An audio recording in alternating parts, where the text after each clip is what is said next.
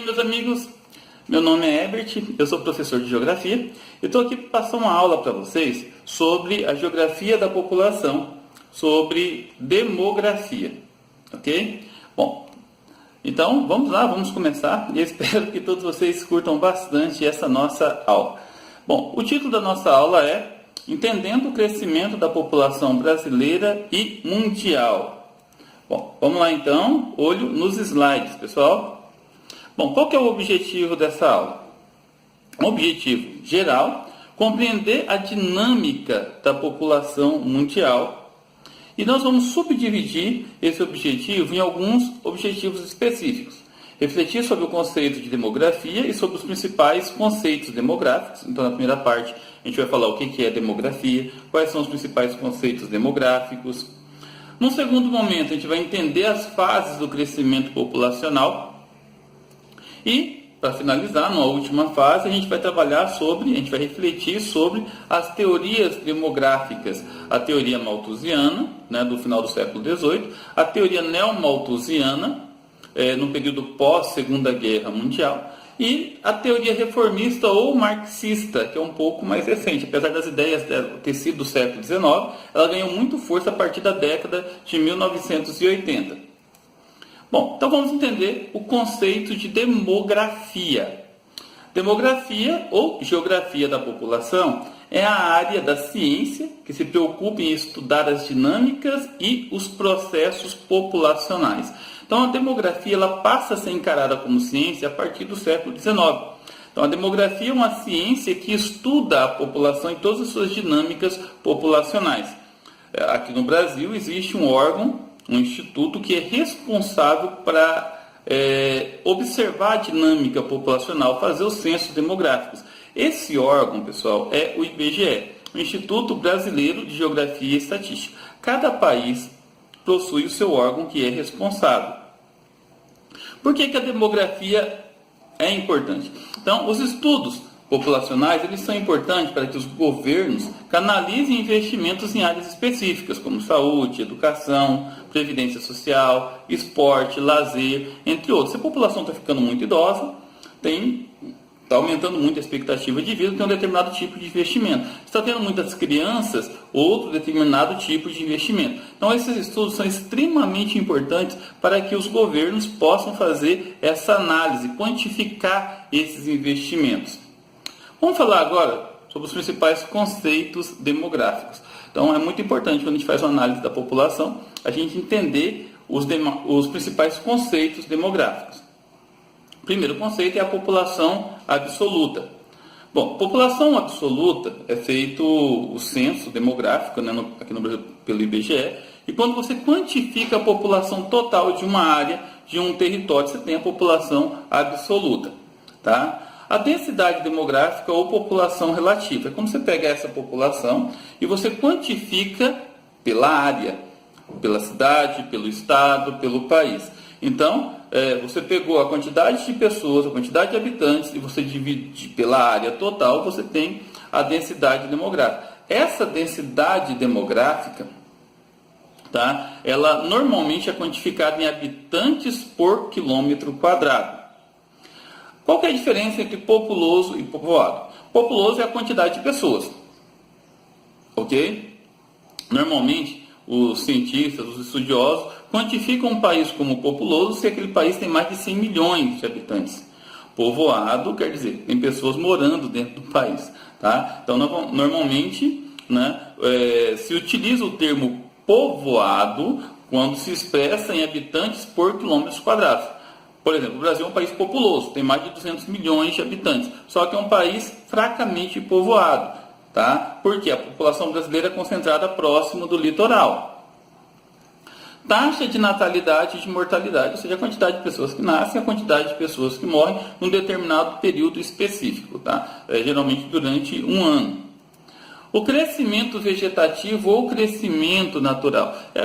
Quando a taxa de natalidade está muito elevada, quando a taxa de mortalidade está baixa, na verdade, nós temos um grande crescimento vegetativo. Então, é a relação entre a quantidade de pessoas que nascem e a quantidade de pessoas que morrem. Tá? O crescimento horizontal ou crescimento migratório tem relação com as migrações, com a emigração, que é a saída, a imigração, que é a entrada, as migrações sazonais, que são por temporadas, as migrações pendular, que são aquelas migrações diárias, o êxodo rural, né? O êxodo rural, que é a migração do campo para a cidade, potencializa o crescimento populacional. E para finalizar, pessoal, o IDH, que mede a qualidade de vida. O IDH ele é baseado em 4 pilares: a renda per capita ou PIB per capita, né? A saúde, que é quantificada pela expectativa de vida, longevidade, e o índice educacional, o grau de escolaridade, ou índice de analfabetismo. Bom, num primeiro momento agora, nós estudamos os conceitos demográficos, vamos entender agora as fases de crescimento populacional. Nesse gráfico que vocês estão vendo aqui no slide, vocês podem perceber que a população mundial evoluiu muito, para cerca de 1 bilhão de habitantes em 1800, olha só, próximo de 1 bilhão e 700 milhões em 1900, para pouco mais de 7 bilhões em 2010. Então vocês podem observar, olha só, somente a partir de 1930 até o início dos anos 2000, até 2010, teve o que nós chamamos de explosão demográfica. Então nós vamos entender por que isso aconteceu. Por que isso aconteceu tão rápido e num período tão curto de tempo, tá bom? Bom, na primeira fase de crescimento populacional, as taxas de natalidade eram extremamente elevadas, só que as taxas de mortalidade também. A medicina não era tão evoluída, na verdade, então o crescimento era praticamente nulo, estável, lento. Na segunda fase de crescimento, esse período que nós vimos ali no gráfico, entre 1930 até a década de 1990, esse período, a taxa de natalidade continuou alta, tá? Mas, porém, a taxa de mortalidade diminuiu muito, porque melhorou os avanços da medicina. Então, esse período ficou conhecido como explosão demográfica. Teve um crescimento acelerado. Na terceira fase de crescimento demográfico, as taxas de natalidade baixou bastante, melhorou o sistema de informação, melhorou a medicina, né, a inserção da mulher no mercado de trabalho, nas faculdades. Tudo isso fez com que a taxa de natalidade diminuísse bastante e a taxa de mortalidade continuou baixa. Isso representa um crescimento estável ou lento. Alguns países pelo mundo hoje passam pela quarta fase de crescimento demográfico. O que é essa quarta fase? Onde as taxas de natalidade são extremamente baixas e a de mortalidade também é muito baixa. Só que a taxa de natalidade ela é mais baixa do que a de mortalidade. Outro contexto, a expectativa de vida está muito elevada. Em alguns países, hoje, o crescimento vegetativo ele é negativo. Isso é muito preocupante. Então, como o crescimento populacional muito elevado é preocupante, o crescimento negativo também é preocupante, que pode faltar mão de obra para o mercado de trabalho, pode gerar problemas para a previdência social e assim por diante, ok?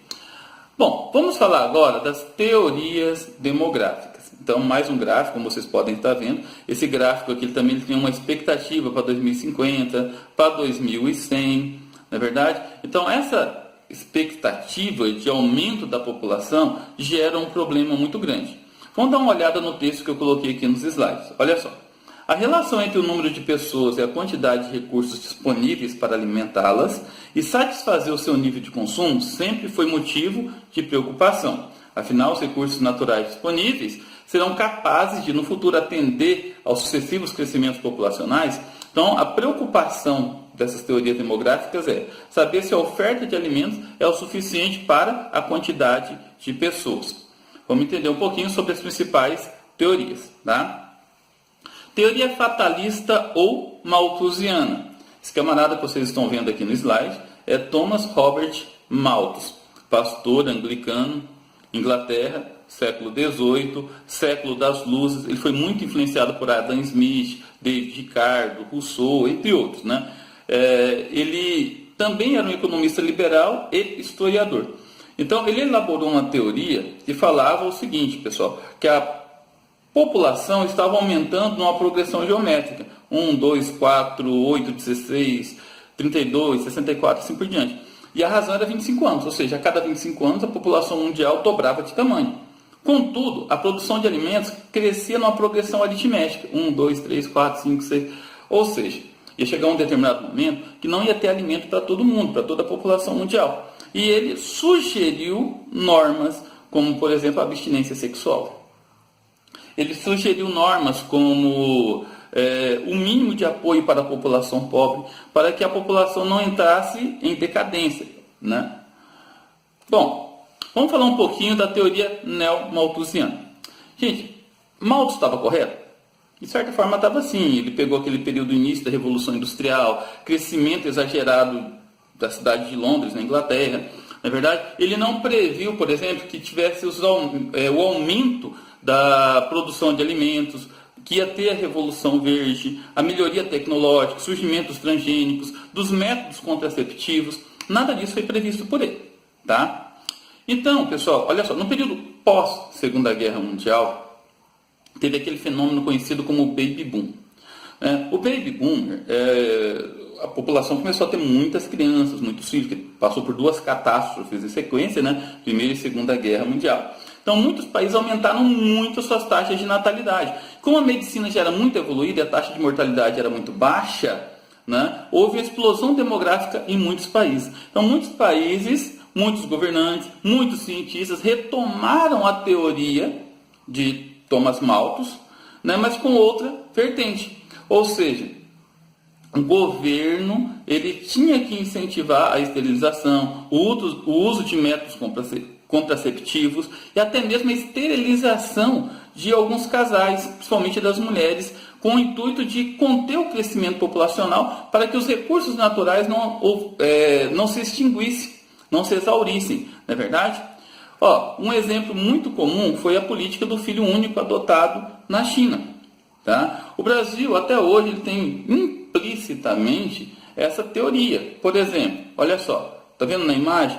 O uso de preservativos, que é doado no sistema público, os métodos contraceptivos, o estímulo à laqueadura, à vasectomia, para os casais que têm mais de 2 ou 3 filhos, já têm uma certa idade, né?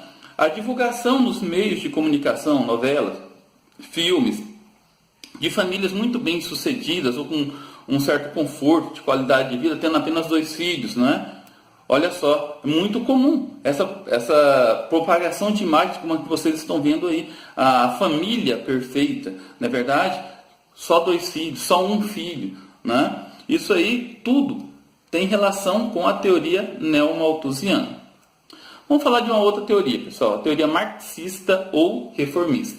Como o próprio nome é sugestivo, essa teoria ela se baseia nas ideias de Karl Marx, né, o filósofo alemão do século XIX, e ele diz o seguinte, pessoal, a base, a essência dessa teoria, que os problemas do mundo não estão relacionados à produção de alimentos.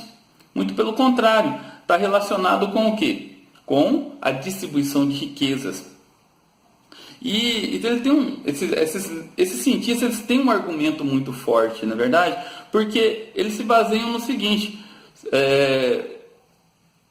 os países mais ricos, mais desenvolvidos, eles já conseguem controlar o avanço populacional sem precisar de estímulo por parte do governo. Então, a distribuição mais igualitária de renda, medidas públicas voltadas para combater a pobreza, adoção de leis trabalhistas que asseguram a melhoria na renda do trabalhador, investimentos na área educacional para melhorar a qualidade da mão de obra, né, e melhorar a distribuição de renda, tudo isso vai, de maneira paulatina, né, conter o avanço da população. Como vocês podem ver na imagem, olha só, e é um argumento muito utilizado pela teoria reformista, quando é muito pobre, tem muitos filhos. Quando tem uma boa distribuição de renda, tem uma boa qualidade de vida e, por consequência, poucos filhos. Ok? Encerrando essa nossa aula, vou falar sobre a transição demográfica, ou seja, sobre a junção entre o crescimento vegetativo e as teorias demográficas. A transição demográfica é muito aceita nos dias de hoje. Tá? E nós podemos observar nesses gráficos que vocês estão vendo aqui nos slides. Então, de acordo com essa ideia da transição demográfica, todos os países do mundo passou pelas 3 fases de crescimento. E aqueles que não chegaram na 3ª fase ainda, vão chegar. Porque tem uma máxima, hoje em dia ter filho é muito caro. Então todo mundo partir do princípio de ter 2, 3 filhos, um filho, tá? Então o Brasil, por exemplo, ele está numa fase de transição demográfica. A partir de 1990 para cá, década de 1990, o Brasil vem diminuindo muito o crescimento vegetativo. Por que está diminuindo o crescimento, pessoal? Porque hoje em dia as mulheres estão inseridas no mercado de trabalho, hoje em dia elas pensam em fazer uma boa faculdade, elas não querem só ficar dentro de casa cuidando dos filhos, não é verdade? Então tudo isso colabora para que a taxa de natalidade diminua. Outra coisa, pessoal, as pessoas estão vivendo melhor, estão vivendo mais tempo, então a expectativa de vida mais elevada. E isso já aconteceu na Europa, aconteceu no Japão, aconteceu nos países mais ricos e agora está vindo para os países subdesenvolvidos.